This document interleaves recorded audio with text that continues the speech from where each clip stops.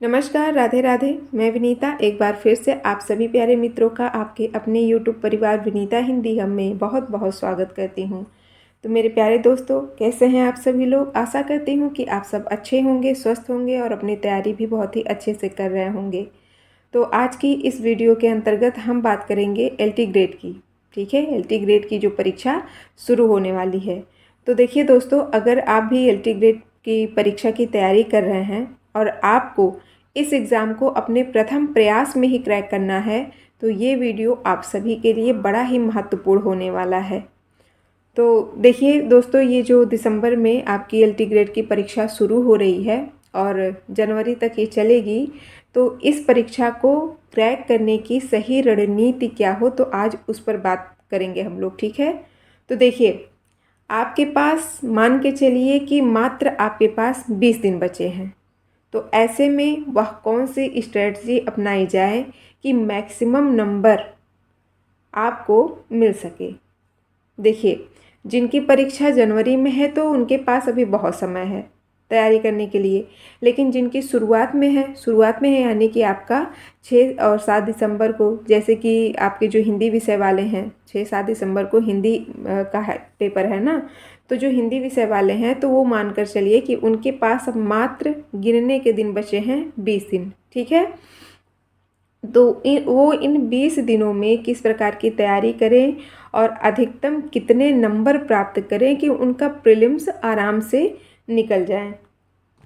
इन सारे सवालों के जवाब के लिए आप लोगों से अनुरोध है कि वीडियो में लास्ट तक ज़रूर बने रहें और सभी बातों को बहुत ही साइंटिफिक तरीके से समझने का आप लोग प्रयास करें। ठीक है, तो देखिए, जो परीक्षा है तो परीक्षा में क्या क्या चीज़ें आएंगी या फिर आपको क्या क्या पढ़ना है, तो हम सबसे पहले उसको समझ लेते हैं, क्योंकि ये बहुत ज़रूरी है। अगर जब तक आपको यही नहीं पता रहेगा कि आपका सिलेबस क्या है, कितने नंबर का आएगा या फिर हमको पढ़ना क्या है, तो फिर परीक्षा को आप क्रैक कर ही नहीं सकते। ठीक है, तो देखिए, LT ग्रेड की परीक्षा में सबसे पहले आपका GK GS यानी कि आपका सामान्य ज्ञान आने वाला है और आपका दूसरे नंबर पर क्या रहेगा, सब्जेक्ट है। ठीक है, पहला आपका GK हो गया यानी कि GS हो गया, सामान्य ज्ञान हो गया, और दूसरा आपका सब्जेक्ट है। तो इस प्रकार से 30 नंबर का आपका GK आएगा और 120 नंबर का आपका सब्जेक्ट होने वाला है। ठीक है, तो देखिए, तो ये जो 2-3 बातें हैं आपको अभी जो मैं आपको बताऊंगी, वो आप लोग ध्यान से इसको सुनिएगा और अच्छे से समझिएगा। और देखिए, जब बातों को ध्यान से आप सुने रहेंगे, समझे रहेंगे, तभी आपको परीक्षा देने में आसानी रहेगी, तैयारी करने में आसानी रहेगी इस बचे हुए कम समय में। ठीक है, तो सबसे पहले बात करते हैं हम लोग आपके GS की। अगर आपका GS, जैसे कि आपका जो GS का पेपर होगा वो सबको पता है कि 30 नंबर का होने वाला है। ठीक है, 30 नंबर का होगा ना GS का पेपर, तो इसमें से लगभग ये मान के चलिए कि जो 30 नंबर का आपका GS का पेपर आएगा, होने वाला है, उसमें से लगभग आपके 6 से 7 प्रश्न केवल आपके करंट अफेयर से ही पूछ लिए जाएंगे। ठीक है, 6 से 7 नंबर मान के चलिए। मैं अगर कितना भी कम, मिनिमम से मिनिमम तो 5-6 प्रश्न तो आने ही हैं आपके करंट से। ठीक है, तो इसके लिए आपको क्या करना है, अपना करंट बहुत ही अच्छे से पढ़ना है, बहुत ही बढ़िया से इसको तैयार करना है। ठीक है, और इसके लिए क्या करना है कि आपको ज़्यादा नहीं, ये नहीं कि आपको करंट अफेयर्स पढ़ना है तो चले पूरे साल भर का उठा के पढ़ने, ऐसा बिल्कुल भी मत करिएगा आप लोग, क्योंकि आपके पास समय ज़्यादा नहीं बचा हुआ है।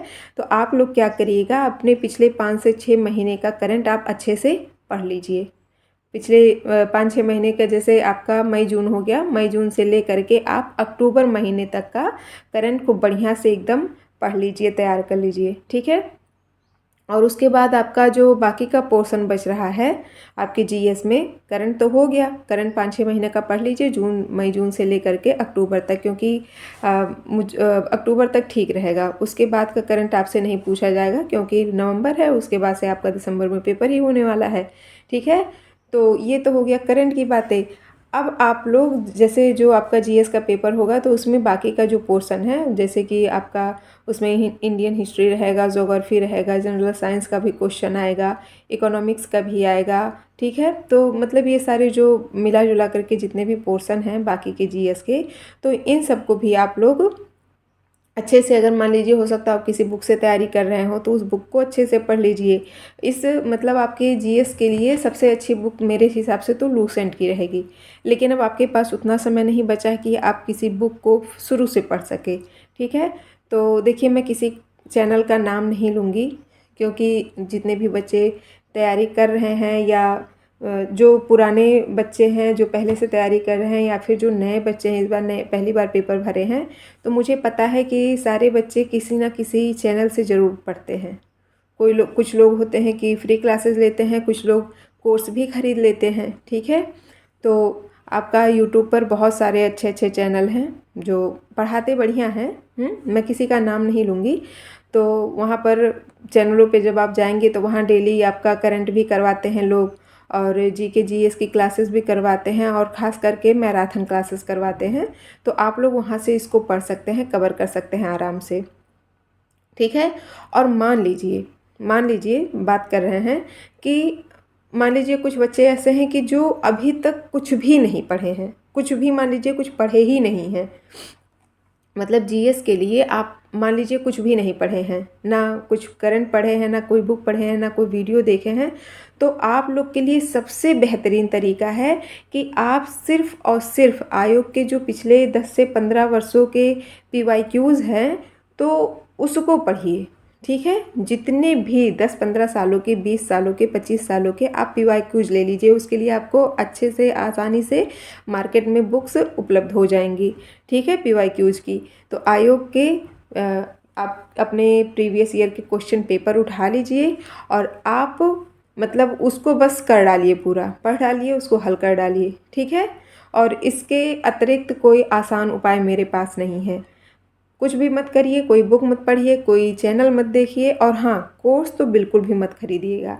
अब जो ये 20 दिन बचे हैं तो कोर्स के चक्कर में आप लोग मत फंसिएगा कि किसी का कोर्स खरीद लें, ठीक है। तो सबसे आसान सा तरीका है कि आयोग के पिछले 10-15 सालों का, 20 सालों का पीवाईक्यूज आप अच्छे से पढ़ लीजिए। तो ये तो हो गई आपके जीएस की बात, ठीक है। अब बारी आती है आपके सब्जेक्ट की।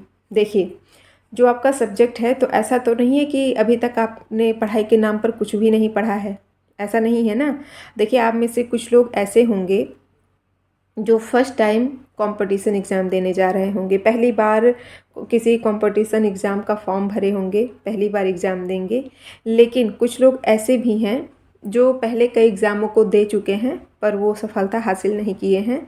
तो ऐसे में क्या है कि देखिए, जिस किसी भी एग्ज़ाम की कोई बच्चे तैयारी करते हैं तो वो नोट्स ज़रूर बनाते हैं। आप लोगों ने भी बनाया होगा। अगर आपने नोट्स बनाया होगा तो आपके पास नोट्स होगा, नोट्स नहीं बनाया होगा तो आपके पास जिस बुक से आप तैयारी कर रहे होंगे उस बुक में अंडरलाइन ज़रूर किए होंगे, ठीक है, किए होंगे ना। तो देखिए, मेरा बस इतना कहने का मतलब है कि अगर आप लोग एग्ज़ाम की तैयारी कर रहे हैं तो आप लोगों ने नोट्स तो बनाए ही होंगे, और अगर नोट्स नहीं बनाए हैं तो जिस बुक से पढ़ाई कर रहे थे तो उसमें इम्पॉर्टेंट चीज़ों को अंडरलाइन किए होंगे। तो अब बस आपको वही पढ़ना है, अपने नोट्स को पढ़ना है, अपने बुक्स को पढ़ना है, और हो सके तो ज़्यादा से ज़्यादा पीवाईक्यूज यानी कि प्रीवियस ईयर क्वेश्चन पेपर करना है।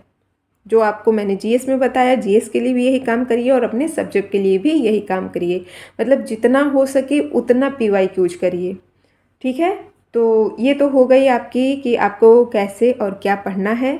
लेकिन अब हम बात करेंगे कि इस दौरान हमें क्या नहीं करना चाहिए, ठीक है। ये बहुत ही ज़रूरी चीज़ होती है। हम देखिए, लोग ये ज़रूर बता देते हैं कि आपको पढ़ना क्या है, कैसे पढ़ना है, लेकिन कम बचे हुए समय में आपको क्या नहीं करना है ये जल्दी कोई नहीं बताता है। तो इस बात पर आप लोग ध्यान दीजिएगा कि क्या नहीं करना है। तो सबसे पहली चीज़ कि आपको बार बार अपनी रणनीति नहीं बदलनी है, अपनी स्ट्रेटजी नहीं बदलनी है, ठीक है। देखिए दोस्तों, परीक्षा के अंतिम 20 दिनों में आपको क्या और कैसे पढ़ना है इसकी जो स्ट्रेटजी मतलब रणनीति आप बनाएंगे तो उसे बदलिएगा नहीं, ठीक है। अगले 20 दिन में आपको वही बुक पढ़ना है, वही नोट्स पढ़ने हैं, वही जीएस, वही जीके, वही करंट पढ़ना है जो आपने अपने 20 दिन की रणनीति में पढ़ना डिसाइड किया है। इस बात को अच्छे से याद रखिएगा। अगर देखिए, जो बच्चे बार बार अपना तरीका बदलते हैं पढ़ने का कि अच्छा ये नहीं ये पढ़ लें, ये नहीं ये पढ़ लें, अच्छा ठीक है इस चैनल पे अच्छा पढ़ा रहे हैं तो इसको पढ़ लेते हैं, अच्छा इस बुक को नहीं इस बुक को पढ़ लेते हैं, वो बच्चे कभी भी नहीं सफल होते हैं। अपना एक लक्ष्य बना के रखिए, मात्र एक लक्ष्य। अगर आप एक बुक से पढ़ाई कर रहे हो तो उसी बुक से अपने अंतिम दिनों तक पढ़ाई करिए, ठीक है। तो ये तो हो गई आपकी रणनीति की कि आपको अपने लक्ष्य पर, अपनी रणनीति पर जो आपने बनाई है उस पर टिके रहिए, उसको बदलिए नहीं बार बार। और दूसरी बहुत ही महत्वपूर्ण बात है कि आपको डीमोटिवेट नहीं होना है, आपको डीमोटिवेट बिल्कुल भी नहीं होना है, ठीक है। देखिए साथियों, आपको ये बिल्कुल भी नहीं लगना चाहिए, ये बिल्कुल भी नहीं सोचना चाहिए कि मेरा प्रीलिम्स निकलेगा या नहीं निकलेगा। ये तो बात की बात है। अच्छा एक बात बताइए, आप लोग इतने अच्छे से तैयारी कर रहे हैं, किसके लिए, किस चीज़ के लिए कर रहे हैं? अपना प्रीलिम्स निकालने के लिए कर रहे हैं ना, पास होने के लिए कर रहे हैं। तो अपने दिमाग पे ये बातें क्यों हावी आप होने दे रहे हैं कि आपका निकलेगा नहीं? अपने आप को डिमोटिवेट मत करिए, अपने विचारों को नकारात्मकता में मत बदलिए, ठीक है। बस हमेशा एक चीज़ को लेकर के चलिए कि मुझे इतना पढ़ना है और मुझे एग्ज़ाम अपना क्रैक करना है, इतना अच्छे से पढ़ना है, इतना बढ़िया से पढ़ना है कि मुझे अपना प्रीलिम्स निकालना ही निकालना है, ठीक है। ये ख्याल ही मत आने दीजिए कि मेरा होगा या नहीं होगा। तो ये सारी जो ज़रूरी बातें आज मैंने आपको बताई कि इतने कम समय में, यानी कि लगभग 19 से 20 दिनों में हम अपनी परीक्षा को कैसे मजबूती प्रदान करें कि मेरा ये जो प्रीलिम्स है, प्री का एग्ज़ाम है एलटी का, वो अच्छे से निकल जाए, ठीक है। तो आई होप कि ये वीडियो आपके लिए यूज़फुल होगी, आपकी समझ में आई होगी मेरी बातें। और अगर मेरी बातें आपको समझ में आई हो तो कमेंट में ज़रूर बताइएगा। और ऐसी ही अच्छी अच्छी जानकारियों के लिए मेरे चैनल पर आप लोग सभी लोग बने रहिए, लाइक शेयर ज़रूर करिएगा। अब मिलते हैं ऐसे ही किसी अगली अच्छी वीडियो के साथ, तब तक के लिए मुझे आज्ञा दीजिए। धन्यवाद।